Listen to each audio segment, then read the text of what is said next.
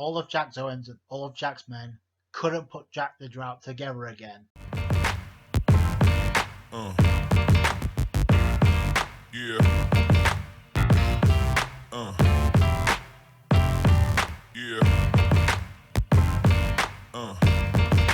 Oh, Scratch Manapoo. It's coming to Zone. It would seem. One element of this episode that I can totally dig is the world building. Obviously, now that who else has freaking piano teeth on the Dendamushi other than Scratch Manapoo?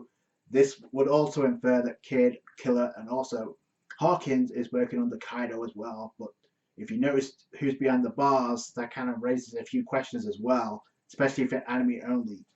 But it's not all that surprising. We knew from the moment Kaido landed in front of the Kid Alliance, they would get raped. It's not a surprise at all. And it would seem now they're working on the Kaido, not pretty much similar to how I guess Capone is working on the big. And there's something the anime did that the manga did, and if you're a manga reader, you kind of can appreciate this. If you're anime only, you could be thinking like, what the fuck? Even communications are cut off with Jack, Lord, Kaido. And the final shot you see in the episode is pretty much of Kaido. I can tell you that did not happen in the manga. It ended with Apu on the Dendamushi. So that clarifies a few things. That the Kid Alliance are working on the Kaido, even though technically speaking, you can kind of guess who is behind the bars. So it's obvious that Kid is behind the bars. The anime kind of confirms it. He got his ass raped, and now he's locked up, and the rest of the Kid Alliance, which goes to ask, where do you think Killer is? Because I'm pretty sure he wouldn't abandon Kid. So speaking of the Emperors, it seems like we're reaching the end of the Zou arc in the anime pretty soon. So we'll be entering the Versus for Emperors arc, which also means if there's no filler, pretty soon as well. So we can also be heading to Whole Cake Island for that tea party. So we do get some bits of information when it comes to Zounisha, and when it comes to like Momonosuke having the ability to command Zounisha. Luffy had the ability to hear it, but not command it. Counter attack, and boy did it ever. By the way, the size of Zounisha compared to Jack and his fleet of ships was ridiculous.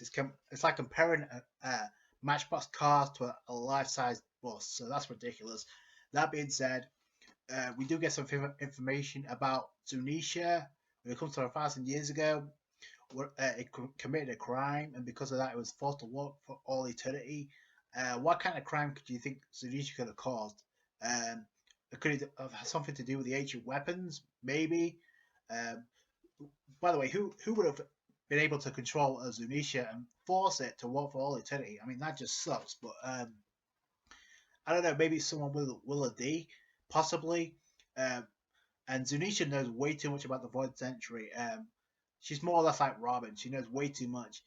Maybe Momonosuke at some point, because he has the ability to control Zounisha.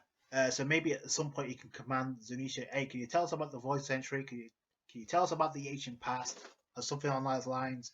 And Luffy has another powerful ally on his hands right now in Zounisha, and this could be one hell of a way to enter the borders of Wano. Because remember, the purpose of the Wano arc is to open up borders to the rest of the world. So maybe Zounisha could just smash through those walls, no problem, and that'd be one hell of an entrance. But honestly, I guess the abilities of Zounisha kind of referencing the Rinnegan of Naruto, because Momonosuke just straight up saw straight through Zunisha's eyes. He saw Jack and his crew attacking away, so that's a total shout out to the Rinnegan. Nekomushi kind of point out something that I pointed out in the previous review. If we don't figure out how Jack was able to find this place, we're going to have company real soon. And given the fact that Apu is pretty much on the Dendamushi talking to Kaido, and now they know that Jack is out of commission, that may happen sooner rather than later. So, but all in all, I thought it was a darn good episode. I gotta be honest, the final few parts of this episode is what really got me hyped. It's the world building. Now knowing that Kid Alliance are working on the Kaido, it's obvious. And this now means half the Supernova are technically working on the Kaido, because remember, Drake is also working on the Kaido as well.